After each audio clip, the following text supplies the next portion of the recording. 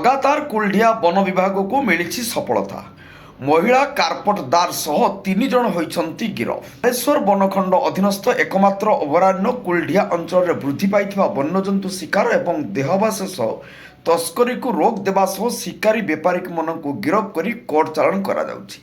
तेबे एही देहावशेष राकेट को 17 के 2025 बाई 26 रे स्वतंत्र मामला करा जाई। घटनार आदि सुधा मोट 14 जन को गिरफ करा जाई सेमानंक विरुद्ध रे वन्यजंतु शिकार नियम मामला रुजु करा जाई विचार विभागीय हाजत को पठाई जाइछि।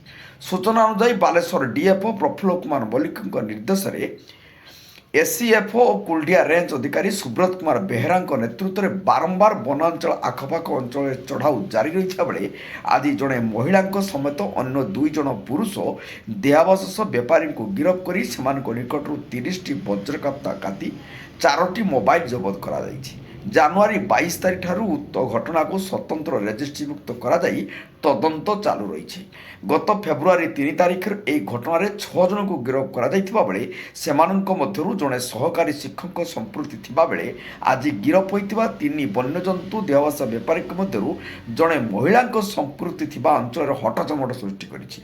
महिला जनक उक्त घटनार किंग पिन वन विभाग कहूथिबा बेले सरकारी चाकरिया महिला ए घटनार गिरफ हेबा पछरे राकेटर गभीरता केते ताहा विचारचर्य। तेबे तदंतर व्याघात सृष्टि नहबा पई समस्त अभियुक्तଙ୍କ नाम और ठिकाना गोपन रखा जाइतिबा वन विभाग अधिकारी सूचना दैछन्ति। नीलगिरिरो मनोज महांती रिपोर्ट जनता एक्सप्रेस।